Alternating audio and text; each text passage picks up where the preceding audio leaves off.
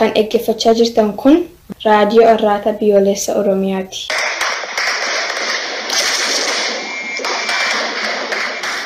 Kun qophii oolmaa waraana bilisummaa Oromooti.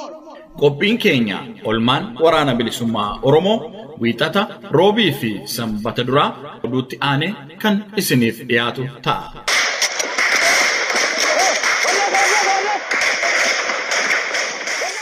Qophiin oolmaa waboo injifannoolee waraana bilisummaa Oromoo haala waraanni bilisummaa Oromoo keessa jiru bu'aa ba'ii fi mudannoolee adda addaa kan keessatti waraana bilisummaa Oromoo irraa dhageenyu ta'a.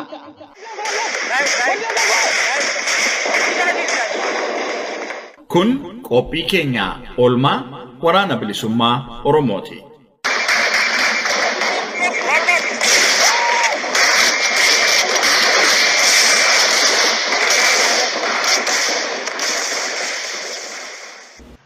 Dhaggeeffattoota keenya sanbata duraa darbee jaalsanyii nagaasaa waliin gaaffiif deebii gochuun keenya ni yaadatama.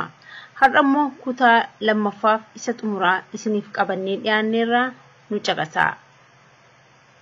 Jaalsanyiin yeroo ammaa kana nafxanyoonni ilmaan Oromoo magaalota keessatti ajjeesaa jiru.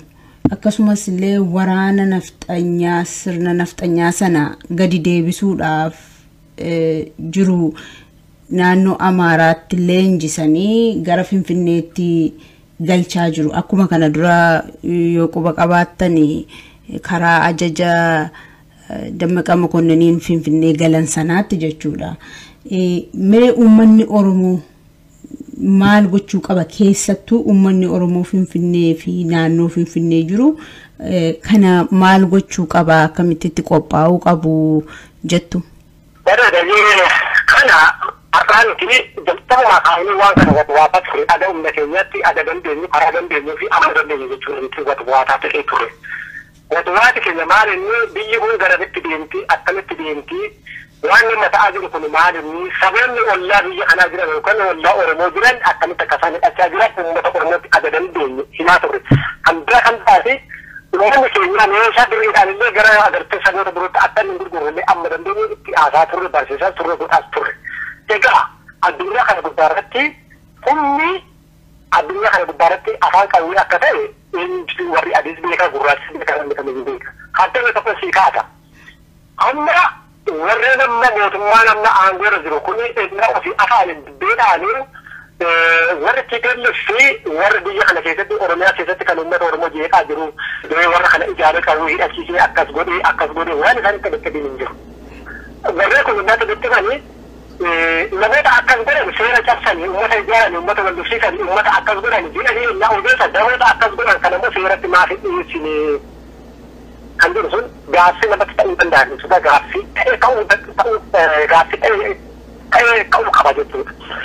Kanneen kana hunda dhiyeessuuti miti Tigraay dhaqanii titiisa Tigraay qabuu hin dandeenye jechuudha. Titiisa Tigraay maaliif naannee Tigraay baay'inaan uummata Oromoo caalti bal'ina lafaatiin Oromoo caalti osoo hin ta'in qawwee qabdi harkaa qawwee waan qabduuf kabajan. Yeroo darbe yoo ilaaltan jaarsummaa jedhanii waan meeqa godhanitti karaadhaan jilbeeffatanii namoota walitti qabanii gara isaanii ergan. Inni gara isaanii ergan uummata Oromootti qawwee ergaa turan. Waraanni gara uummata Oromootti fe'ama jaarsummaa fi alaatti gara TPLFitti fe'ama. TPLF waan akkuma gara Oromiyaatti waraana fe'an gara isaaniitti waraana fe'an gaafsuu jedhu kan hin ta'e TPLF qawwee qabdii ofirraa loofti. Sababa kanaaf kabajaa qabdi ulfina qabdi. Ammallee kana gadi jabeessee kan hin dubbachuu barbaadu sabni tokko biyyuma kam keessatti jechuudha addunyaa kana gubbaarratti sabni tokko kabajaa qabaa gaafa jedhan sabni sun kabajaa horachuu qabuu ni danda'u yoo qawwee qabaate yoo hidhannoo qabaate qaama isaa hidhate mirga isaa kabachiisu qaama isaa hidhate daangaa isaa kabachiisu yoo qabaate sabni sun kabajaa qaba. Sabni qaama hidhatu yookaan immoo sabni hedduu mataa isaa hin qabne sabni qawwee hidhatee Orang orang hidup mendengarnya para ada barat jadi masa itu terus sama. Kalau orang muda saja itu semakan. Ini dia guna kan karena dia sudah buatan terus orang kalau berata. Kalau mana sudah membunuh itu. قوي مثل عند إبراهيم كمان من أرمو تسمى تعرض براء من أرمو تسمى نجاح فهدنسا بيجي صارت أرجع تودن نجاح على برا أرجع شو كلام جالس أمة أرمو يوش كان اللي سجارته بدل اللي سجارته إن كانوا بعد ذلك يقولون تنتيو عفان نجاتي كذا بالمالي أنا عسى بيجي أنا في ستي سياسة دربات إجارة تيو دربات تقول سياسة دربات تيو دربات بيجي ممكن كذا دربات تيو دربات أكثر بتشوفه تبدل سجوش هم تخندر سوسي أنو كجدول شاب إن أمة أرمو هدو تيو تواتا ترى نمان بعدين ثاني كان رافقة تكاتو كان فرنة بعد namoonni baay'een yeroo gara kana keessa kaawwan barbaachisu maaliin barbaachisu kan barbaachisu barreemaan waan arganaasaa turan amma garuu hundi isaanii arganii inni biyya keessaas inni biyya alaas an fakkeenya tokko ishee kaasa tokkittii tokko jechuudha gaafa paartiif Hacaaluun wareegamu galgala namni tokko waggaa tokko guutuu bilbila naa bilbili kan hin beekne gaafa sana bilbila naa bilbili ammuma waan sun ammuma ta'e Hacaaluun ajjeesaa bilbilan uummanni karaa irratti ta'e bilbila naa bilbile otawaan biratti bakka ammanti beekamaa jirtu naan jedhe Entar ada margo tu mau bahkan umat asal lupa ni. Entar bismu kam cerita tu hari am hinjur tu. Wahana hinjur tu benar macam bukan cerita amma itu ada macam tu satu unda satu tu. Jarak tu sih sah. Helikopter satu sih sah. Eci satu sih sah. Portal sih sah. Teknik sih sah. Karena hanya dan tu wahana jarak ta. Ennar rakat rakat tu amma. Kalau misalnya ni kalau tinggal ni kan ni kan kira ni ennar rakat juga wam tu sih tu.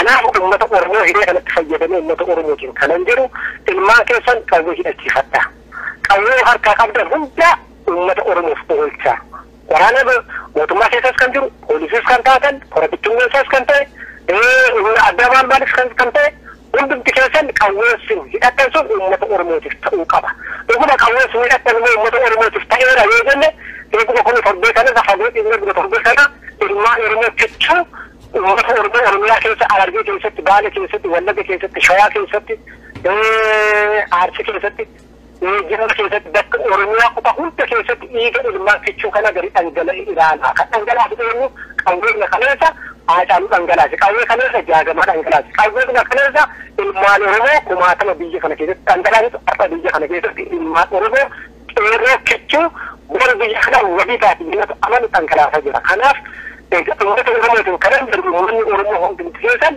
imam kita kalau itu ada. Jika kita ada, mereka tak. Kami tentu. Jika kita ada, orang berdiri. Jika kita cuba tiga orang berdiri. Karena sekarang lama kalau menurutmu, sekarang lama susah. Ini tu. Orang berdiri dalam itu dia hidup. Bapa, hidup aktif.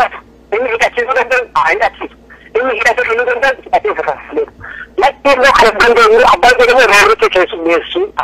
أنا ركزت ما تعرف ما تقدر بدنا تقدر على شو ركزت هذا اللي ركزنا هذا وصار ينتهي إذا كنت جيران أبدا ما يكون إيه هذا أعرف جريء الشقائق يعطوا ورندن تعرف أكثر خلصت أعرف كذا كذا تجيبه لكن رندن تقولون كذا يعطوا هذا منك يعني بدروتي أدروتي وما تقرناش سلامنا جربي أنا خيال جيراتي وما تقرن موسى وما تقرن درب مع الناس يريد لك هذا وذاك كذا شلون ندرو تقول لي كذا من رمى كذا ورمى رأي كان هذا ونرمى أنا نفس النجس إننا ندرس أجل البيت إنما سجد يفتح ولا فسترسه بس كلام بيصير بنتك خمسة سنين غير خمسة يمكن زورك عشان يمكن زاوية زاوية تكلم في أج عشان بعدين أنا عشان هذا منك أفكر أقول بيننا بسور عشان كل كذا أنا سجل ما كان نيرا وان بعدين بيجي خلك وان عندك بكوكسة الموت خلك دي بعد يسخن بلا نماري بدأ تاتوري هذا يسافر بقاتوري وليه وهذا كلام يسافر تماتوري وهذا بس الكيسة تجري بدرس كذا تاتوري كوسيسا بيا كتلالة تدري بولا بيا كتلالة تدري بورن بيجي دانجا تدري دانجا تدري روحه تدري أصلا الموت خلك دلوك سجد باسي كذا أنا يقول خلك وان بيجي باسي تو عشان يشتغل في كذا يسوي الموت خلك دلوك أبي دلوك يركض تدري أستاذ عالم ويجعل سامي إسحاقنا كوسا مدة إيه يكون كذي أنا أؤمن نقول أمنا هو يجتمع من أجرباتنا بيجتمع ولا سافرنا وريجنا كفرتنا ولا تأمتي كافسو في سنة تفوها إذا كيسان جميع سدا خراجن بيسني من هنا خراجن بعضهم إنه ورث ولا تجيب خراجن ورث عادي بيسو عادي كافسو كذي تقدر تبتي ورث أمجل كذا عندكم هكذا ما تقولوا تأمنا جتوا خلاص إلى فلان والمريض سودان والكل كمان سودان كسرنا تمرت تقول أنه أمنا بجتوا يعني جماعة هيا مغافي كوما تيرا تطبطاني تساتي آني أفوف تري garuu meenan kaasate qoyona bal'isuu dandeessanii fi warraaqsi galaana uummataa amma uummanni itti jiru kuni akka inni gara darbuuf gaaffiin uummataa akka jijjiiramuu fi namoota hidhaa jiru akkuma beekamu kana dura ofumaa hidhanii ofumaa hiiku yeroo hiikan namni maaliif hiitanii silayyuusa jedhu dhiiseetu shoo baganuu hiiktanii sana tideebi'a maaliif hidhama namni keenya isa jedhu akka irraanfatu godhu ammas gaaffii uummataa gara kanatti jijjiiruuf namootuma nagaa qabanii hidhaa jiru ammas uummanni keenya gaafa isaan immoo namoonni keenya hidhaman nuufaa hiikaman jedhanii hiriira ba'anis ta'e ba'anii fincilanii wareegamanii jedhan yeroo isaan namoota sana hiikan ammas uummanni keenya ni hiikaman jedhanii galee ta'uu qaba namootni tokko immoo gadi ba'anii hingaa dhaabbadhaa warraaqsi kuni haa dhaabbatu itti deebina yeroo jedhamu Oromoon ammas gadi ba'ee wareegamee ammas gadi ba'ee fincilee wareegamee akka kanatti itti fufamoo eessatti dhaabbachuu qaba fincillis ta'ee wareegamni xumurrisaa maal ta'uu qaba isa jedhuun gaafachuu barbaade. Waayo bareeda. Egaa Oromoonni akka jedhu beektaa reeffa nama dhibee kaasuun kan jiru ittiin boochisuu fi jedhan beektaa. Kana gaafa siin jedhu waan kalee keessa dabartee guddaa dhaabbattee kalee maalan godhee samitti wareegama kaffalee wareegama kaffale keessatti immoo dogoggora na qabaayee cimeena na qabaayee nama waan ta'eef jechuudha sammuu ni yaada waan ta'eef isa kana ilaaluun sarara biraaf jechuudha namni jechuudha.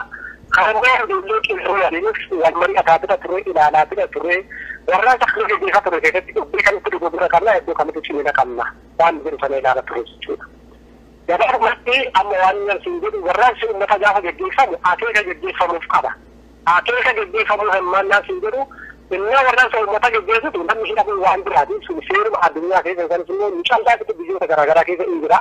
Namni hidhamuu hin jira, namni ajjeefamuu hin jira, inni kan biyyaa fudhachuu hin jira, namni qaama qalbii hidhamuu hin jira. Kun warraansa uummata yeroo gaggeessaa hundamee nama mudatu. Aadaa ta'e garuu warraansichi akeeki warraansichaa maal ishee gotu sana waan hin pointi uummanni yookaan immoo kan namni ilaaluu danda'u jechuudha. Abbaan fedhaa argamu, abbaan fedhii haadhu. Akhirnya warraansa keenya sakkaana garamitti deemaa jira. Iddoo warraansa keenya barbaadu sana osoo hin gahiin tolaa hidhanii tolaan hiiki jennee kan hiriira baanu yoo ta'e tolasaa hidhanii tolasaa hiiki jennee kan hiriira baanu yoo ta'e gaafa tolaaf tolasaa hiikan sana nuti immoo waan barbaadu hanga gaafa nu arganneedha jennee manatti deebina yoo ta'e birollee kan gafuu guddaa kan ta'e kan madii amma waan tokko hiikaasuu nan barbaada amma guutumaan guututti warri biyya bulchan yookaan immoo mootummaan kun amala qeerroos amala uummata biyya kanaas baruuf deema jechuudha. Amalli uummanni kanaas amalli qeerroos biyya nama guyyaa sadii inni yaa lama sadii afur shan amma dandeessu keessa yoo ajjeeste yoo kaasite yoo galaa nama keessa yoo hiite nama afaan mi'aa dubbatu yookaan immoo afaan qajeelaa dubbatu tokko itti gadi battee yoo gaafatte uummanni Oromoo nama dhiifama beekuu nama dhiifama jaalatu akka dhiifama jennaan garaagarummaa hin qabu. Ishii kana kaalkuleet godhatamee herreega ishee harkaa qabu jechuudha warra biyya bulchan. Kanaaf uummata Oromootiinis qeerroo Oromootiinis Ini jerniya si aadaa Oromootiinis kana inni jechuu barbaadu akeeki qabsoo sabaa bakka gahee dhaabbatu qaba. Uummanni Oromoo inni deemuu qaba, akeeka isaa jala deemuu qaba. Qeerroon inni deemuu qaba, akeeka qabsoo isaa jala deemuu qaba. Qabsoo manaa bahe sana ilaalee deemuu malee nama ilaalee deemuun yoo biyyi taanaan gaaf kamiyyuu qabsoo qabdii qabatte sana taargeetti barbaadu gochuu hin dandeessu jechuudha. Nama ergalu nama faarsuun ammatti qabsoo keessatti hin barbaachisu. Kan namaa miti kan barbaadamu akeeka kaayyoo yaallan keenya kaleessa uummanni Oromoo sabboontonni qeerroo qarreen irratti kufan maal irratti kufan akeeka irratti kufan akeeka sun galma ga'e ujeenyu kan godhu sana namni kan ilaaluu qabu kan hubachuu qabu ishee kan hubachuu danda'u qaba aga dandeenye ishee kana qeerroo waliinis haasawaatti jirra dubbachaa kana jirra iddoo kana irratti dogoggore wareegama sana kaffalleerra wareegama sana kaffalle keessatti warrumti kaleessa biyya kana keessatti dhiiga namaa dhangalaasaa turan uummata Oromoo ibsaa turan hidhaa turan qaama qalbii uummata kan miidhaa turan fichisiisaa turan soofii uffatanii kalagaataa jijjiirratanii uummata keetti gadi ba'anii uummata dhiifama sinfaana duuna sinfaana qabsoofnaa isa darbanii qaban adeemnaan uummata dhiifama godhee garagala qabsoo kaneensa amma sanarratti wareegama kaffale warrumatti kennee deebi'e. Waan isaan godhan qeerroon argeera jechuudha. Dhugaatiidha. Maalti akka imaanaa isaanitti kennita sana akkamitti akka nyaatanii argeera. Kanaafuu qeerroonis uummanni Oromoos jarmiyaa siyaasaa Oromoos waraanni bilisummaa Oromoos qabsoon akkamitti akka hin deemtu garamitti akka hin deemtu akeeka qabsichaa waliin wal qabatee deemuurraan kanafe nama ilaaluu deemuun hin barbaachisu. Qeerroon fi qarreen uummanni Oromoo waraana bilisummaa Oromootiin hoogganamee karaa waraana bilisummaa Oromootti qajeelchuun deemuun sarara biraa isa kana dubbachuun barbaada. Amma kan biroo sooshaal miidiyaa irratti kan nuti argaa turre baay'ee isaa ilaalan jira jechuudha. Baay'ee waan baay'ee taasisan jira. Warreen kaleessa waan akka jedhanii as ba'anii uummata Oromoof jennee akkana goona jenneeti malee kun hin ta'u kun akka hin ta'u akkam dasoo fuula sooshaal miidiyaa gubbaa irratti afaan damma tokko kanaasaa lakkoofsa hin qabani. Akeeki warra kanaa biyya keessattis biyya alaattis gurmaa'anii waan kana qabatanii ennaa deeman maali adeega isaanii kan jiru sana uummanni Oromoo dhaabbatee ilaaluu danda'u qaba. Kanaaf jalqabaa kaasee aadaa dhumaatti kan isa waliin wareegama kaffalaa ture. Jalqabaa kaasee aadaa dhumaatti kan isa waliin dheebotee beelaa ture qeerroon ilaaluu danda'u. Nama filachuu, akeeka filachuu, calliseetuma namni fuula gara barbaadetti oofa osoo hin ta'in, namni fuula gara barbaadetti baatee deema osoo hin ta'in, eenyu jalqabaa kaasee qabsoo kana tiksee, eenyu qabsoo kana irratti wareegame, eenyu akeeka qabsoo kana nu barsiise, eenyu qeerroo ijaaramee waliin wareegama kaffalee qabsoo kana asiin gahee kan jedhu sana qeerroon ilaaluu danda'uu qaba. Kanaaf kanneen kanaan wal qabatanii yoo deemuu baatan ammallee warraaqsi amma jalqabe kun warraaqsi uummataa kun gara intaanitti daa'imartu ta'uu danda'a. Akkam daa'imarti intaan immoo uummanni Oromoo dhuguma akeeka qabsoo Oromoo jaalatan uummanni Oromoo dhuguma Oromoon rakkoo har'a keessa jiru kana keessaa bahee boqonnaa haaraa seenuu warreen barbaadan warraaqsa uummata kana tiksuu danda'u isa eegama. Waraanni bilisummaa Oromoo akka danda'u tiksuu irraa eegama. Qeerroo fi qarreen adeema isaanii waraanni bilisummaa Oromoo irraa fudhatanii isaan hoogganamaniitoo warraaqsa kana yoo hin gaggeessin warraaqsi kun gara biraatti daa'imarti ta'uu hin danda'a. Wareegamni har'aa kun wareegama biraa ta'ee garuu wareegama biraan kaffalchiisuu hin danda'a. Kanarratti uummanni Oromoo biyya keessaas kan biyya alaas jarmiyaa siyaasaa hundumtiyyuu kanarratti walii tursee kanarratti cimee hojjechuu qabaa. Gabaabumatti kan warraaqsi uummataa kun eenyuun jalqabe waraana bilisummaa Oromoon jalqabe qeerroon waraana bilisummaa Oromoo irra ajaja fudhatee warraaqsa uummataa kana galma barbaadamu fi bakka barbaadamu sanaan akka inni galu kabajaan waraana bilisummaan qeerroo Oromoo uummata Oromoo xiqqaa guddaa biyya keessa biyya alaa jiran hunda kabajaan gaafannaa jechuudha. Ayyee jaalsanyii guddaa galatoomaa mee gaaffiin lamaan tokkotu na hafti gaggabaabseen isin gaafadha. Uummanni Oromoo maal haa godhu isa jedhu jalatti otoo naa qooddanii aktiivistoonni jedhaman maal gochuu qabu?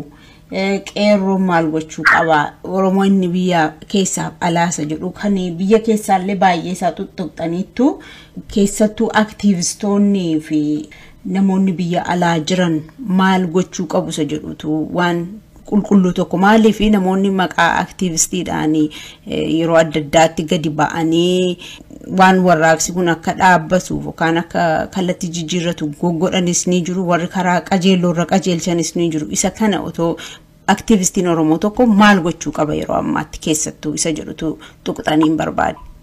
Guddoo gaaffii bareedaa guddoo galatoon gaaffii kan kaasuu feetee fi uummanni Oromoos aktiivistoonni biyya alaa jiranis biyya keessa jiranis dhugaadhaa kan booricha uummata Oromoof gadda qaban kan ilmaan uummata Oromoo waggoota amma kana dhangala'uun keessa isaanitti dhaga'amu yoo jiraate kan dhugaadhaa uummata Oromootiif jijjiirama barbaadan uummata Oromootiif agartee warraaqsa kun galmagansa warraaqsa kana kanneen barbaadan hundumti isaanii shoora mataa isaanii bahuu danda'uu qaban.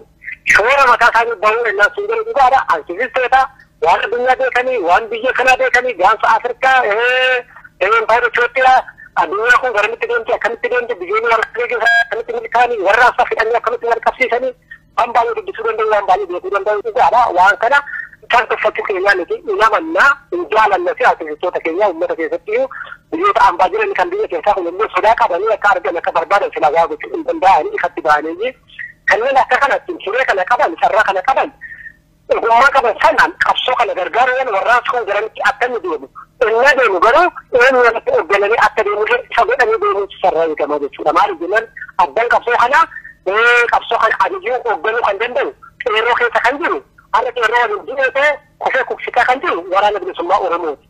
Isaan gaba isaaniitiin ogummaa isaanii itti fayyadamanii kan jajallaa hin taane, kan dhokataa hin taane, kan wal nama shakkisiisu osoo hin ta'in kan ifa ta'e hoggana olaanaa qaba waraana bilisummaa Oromoo hoggana sana wal quunnamanii karaa qajeeltuu ta'een akkaataa kamitti warraan sun galmagaa isaan illee shoora mataa isaanii kennanii waraana bilisummaa Oromoo shoora mataa isaa kenne hoggana waraana bilisummaa Oromoo sadarkaa isaatti shoora mataa isaa kenne qeerroo fi qarreen mataa isaanii shoora mataa isaanii yoo kennan jiree muraasa keessatti akeeka kun galmagaa amantaa jedhu qaba jechuudha akka ta'e sun hafee garuu yoo aktivistoonni kan mataa isaa tokko inni kunis olaanis akkuma isin jedhu tolakaan aaris fufaanis karuma mataa isaanii qabatanii inni kunis qeerroo bitatti yoo sanni kun illee mirgatti inni kun kaadatti inni kun kibbatti kanoo funyoo ta'e tokkoffaa humna qeerroo mirgatti lammaffaa qeerroo afaan isaa jechuudhaan ijoolleen maal dinagdee maal akkasii mirti walii akkasii wallaatu taasisu kanaafuu aktivistoota ispeeshaal biyya ambaa jiran kanatti qaama dhufee kanatti fayyadamee yoo dhuguma eegdii uummata Oromoo har'a dhangala'aa jiru yoo dhuguma ilmaan uummata Oromoo sinitti dhaga'ama yoo taate sodaa hin qabdani ogummaa qabeetti dhimma gaati iddoo waraana bilisummaa Oromoo waliin galaasaati dubbadhaati uummanni kun akkamitti akkamii rakkoo kana keessaa bahu karaa tokkochaa waliin mari'aadhaati ofii keessanii shoora mataa keessanii kenna waraanni akkamitti akka shoora mataa isaa kennu ogganni waraana bilisummaa Oromoo akkamitti akkanni ajaja kennuu danda'u yoo karaa kan hin deemne akkanni akka milkaa'u fakkeenya biyyoota garaagaraa kennanii bifa kanaatiin yoo deeman akka kanaatiin yoo deeman warraaqsi sun hin milkaa'u kan yaada warri kun illee kan akka godhan maqaa uummata Oromoo fi uummata Oromoo har'a biyya keessatti ilmaansaa dhiigasaa dhangalaasaa jiru kanaanan illee kanaatiin isaan kadhadha jechuudha. Kadhaa waan biraan itti qabsoo keessatti wal kadhachuun hin jiru ani garuu akka nama tokkotti nan kadhadha jechuudha. Maaliif karaa deematti waa hin salphise kun callaan uummata Oromoo nu salphise jechuudha. Waan keessa jiru keessa bahuu kan dadhabne jechuudha. Warra qabsoo uummata Oromoo eegganna jedhu uummata Oromoo fuuldura deemutu akka ta'utti uummata Oromoo eegganuu waan dadhabeef uummanni Oromoo warraaqsa akka barbaadutti galma gahuu dadhabe. Kanaafuu goggora qabne walittinaa karaa wal qabeessa bakka jiru sanatti wal quunnamaa yaada waliif hira ani waan danda'u hojjechaa isaan waan danda'an hojjechaa bifa kanaatiin yoo qeerroo keenya qabeessine uummata Oromoo yoo qabeessine galma gaheessa warraaqsa kana yeroo muraasa keessatti firiinsa arguu dandeenya. Ishii kana uummanni biyya keessaa uummanni biyya alaas qeerroonis qarreenis aktivistoonni biyya alaas biyya keessa kanneen jiranis daandii danda'anis karaa danda'an hojjechuu danda'an yoo akkanatti hojjetan akeeki keenya warraaqsi keenya galma gahuu danda'a. Yoo kana ta'uu baate garuu hundumtiyyuu karaa barbaaduu fi akka barbaadutti warraaqsa kana hatuudhaaf kan deemu yoo ta'e ammallee warraaqsa kana nama biraatti kennuu biraa bachaanaa. Warraaqsa kun ammallee daandii biraa qabatee deema. Uummanni guddaa uummanni Oromoo bitta Habashaa jala galaa. Habashaadhaaf uummata Oromoo dabarsinee laachuu deemna. Salphina jala wal baaseedhaaf wal bira haa dhaabbannu. Walitti dhibee keenya walitti haa hennu. Rakkoo keenya walitti haa argisiifnu. Karaa kana akka waraana bilisummaa Oromoo qophiidhaa ishuma kana dubbachuun barbaachisaadha. Guddaa galatoomaa jaalsanyii mee waraanni bilisummaa Oromoo giddu galeessa Oromiyaa keessa jiru dhibdeen isaa maali? Uummata Oromoo irraa maal barbaada? Maaliin uummanni qaqqabuu fi qaba jettu? Keessaas ka biyyaas akkasumas walumaa galatti immoo dhaamsa qabdan wanta ka'uu qaba jettanii yaaddan ani mootuun kaasin hafe yoo jiraate hunda isaa walitti qabdanii akka xumurattaniin isin gaafadha. Tole wayyaa guddoo galatoomii amma garaa ummatti waraanni giddu galeessaa egaa akkuma uummanni Oromoos beeku uummanni Oromoo biyya ambaa haa ta'u biyya keessaa akkuma beeku waraanni kun ijaaran isaa yeroo dhiyoo keessatti amma yeroo dhiyoo keessatti daandii fagoo deemee jira waraanni bilisummaa Oromoo zoonii giddu galeessaati. Haa taatuuti waraanni bilisummaa Oromoo zoonii giddu galeessaa ijaarama isaa kanaaf wal qabateetu akeeki aggaameen waraana kanarratti aggaamamaa ture waggoota tokkoof walakkaa dubbachuu hin danda'u. Nadiga hiree guyyaa tokko yoo argadhee uummata Oromootti haasa'uu nan danda'a jechuudha. Eessatti akka beeknu eessatti akka dheebunni aggaamni akkamii akka irratti aggaamame ispeeshaalii waraana giddu galeessaa yeroo kunneen hin taasiin waraanota biroo irratti aadanii humna argachuu hin dandeenye jechuudhaan duula irratti duulame duula kana hunda filaati akka diinni keenya yookaan immoo akka nyaata keenya irratti duule waraanni giddu galeessaa har'a hin jiru. Kutanni waraanni bilisummaa Oromoo giddu galeessaa ilmaan bilisummaa Oromoo zoonii giddu galeessaa kutannoo isaan qabanii fi murannoo obsaa isaan qabaniini waraanni bilisummaa Oromoo aggaamni sanatti aggaamni hunda isaa ofirraa qolatee har'a kan yeroo kamii caalaa waraanni bilisummaa Oromoo zoonii giddu galeessa ijaaramee hundi kaaba aga kibbaatti jechuudha hundi shawaa kaaba aga salaale kaasee kun aga dhufe hundi waraana dhiyaa Oromiyaa irra guduutu wal quunnamitti gabaabumatti gidduu kanaa salaga sochii waraana bilisummaa Oromoo zoonii giddu galeessa maal fakkaata osoo uummata gaafattee anarraa miti uummata Oromoo irraa otoo odeessee keessatti kalabee ta'u kan itti Oromoon irra amana jedhee kan yaada namoota hundaaf gaafsi ta'e jechuudha gaafsi gaafa siin jedhu duula amma kanarraa hattee daa'imni kun duula amma kanarraa asee waraanni kun har'a eessaa bahee akkanattiin uummata keessa akkanattiin har'a uummata kana keessatti hojii hojjechaa jira kan jedhu namoonni baay'een inni kanaatti nutti dhufan gaafachaa jiran jechuudha. Kanaaf kan yeroo kan caalaa waraanni bilisummaa Oromoo zoonii giddu galeessaa har'a humna godhatee jabaatee aggaanni hundi irratti aggaamame yeroo itti uummanni guddina waacifate yeroo itti namni gochuu sodaatee deeggaraan keenya hundi mana hidhaatti nam'ee namoonni kan ukkaanfamee ajjeesanii mana irratti dibanii horii namaa qalanii haadha hiyyeessa hunda maatii walitti qabanii maatii ijoollee qabsoo keessa jirtu hunda ukkaamsanii hidhaatti guuranii waan meeqa godhan sana hundaa osoo gurra hin kennin waraanni zoonii giddu galaa qabsoosaa fiinsee har'a sadarkaa kana jira. Har'a lakki sadarkaa kana giddu sitti hin dandeenye guddaa ga'eera galata rabbii. Kanaaf egaa uummanni Oromoo weer caalmaatti jechuudha. Kana caala waraanni kun cimee giddu galeessatti humna ta'ee gabba'uudhaaf waan danda'uuf karaa danda'uun waraana kana jabeessuun ispeeshaalii kana wal qabatee uummata Oromoo biyya ambaa jiran otoo galata hin galchiinis bira darbuun barbaadu jechuudha. Iddoo kanatti ganni dhaabuudhaan ijaaruudhaan waan barbaadamu sana guutuudhaan waraana bilisummaa Oromoo bareedaa kan dandamachiisan uummata Oromoo biyya ambaa jiran galanni keessan bilisummaadhaan jedhaanii egaa bilisummaan hin geenye waan ta'eef bilisummaa fudhatanii hin taa'ina ammallee qabsoon guddaatu hafaa qabsoo karaa dheeraatu hafaa karaa dheeraa kana akkamitti deemnuuf ammallee shoorri keessan baay'ee murteessaadha. Kanaaf karaa dandeessan akka dandeessanii waraana giddu galeessaa kana waraana giddu galeessaa callaa miti waraana bilisummaa Oromoo zoonii hunda jiru gadi jabeessuudhaaf uummanni Oromoo iskiriyaal daaspooraa jiru har'a nyaata isaarraa kutee dhugaatii isaarraa kutee uffata isaarraa kutee akkuma waraana kana ijaaree ijaarsa waraana kanaa keessatti seenaa qabu xumura itti gochuudhaaf kan yeroo kamii caalmaa agaruusaa jiree agaruusaa oolee waraana kana jabeessuu akka inni qabu itti dhaallachuun barbaada maal jennaan amma addatti immoo jireetti warraatti uummata kanaati wal qabate waraanni bilisummaa Oromoo sochii adda guddaa jira qawwee bakka hundumaa hidhatee hiikkatee jira kanaaf qawwee kanatti midhaan bituu qawwee kanatti yaadachuu kan godhu isin kanaafiyyuu bakka dandeessanii lafa dandeessanii xiqqaa keessan guddaa keessan beekaa keessan wallaala keessan wal ijaartanii waraana bilisummaa Oromoo bira akka dhaabbatanii waraana keessan hidhannoodhaan akka jabeeffattanii kan dhaabbataa ani waan bira kanarra waan jedhu qabu. Fayyaa ta'aa ulfaadhaa maqaa raadiyoo Arraata Biyyoolessa Oromiyaatiin galatoomaa milkaa mirgaan galaan isiniin jedha. Sinillee guddoo galatoomaa sagaleen kun sagalee uummata ukkaamame uummanni Oromoo karaa takkaan waan takka dhageetti kan dhabe sagalee taatanii fi akkaataa kanaatiin aarsaa kaffaltanii uummata Oromoo sanni adda addummaa gandummaa adda addummaa gosummaatiin waliin qoolle. Dagana lagdanii fi shoora baatanii fi galata guddaa qabdanii galanni keessan bilisummaa haa ta'uuti ammallee hin badinaa fi akkasumattis sagalee uummata Oromoo bakka hunda walitti qabaatee uummata Oromoo akka dhageessistan amantaas abdii fi irraa qabnaa jajjabaadha. Hayyee ulfaadha.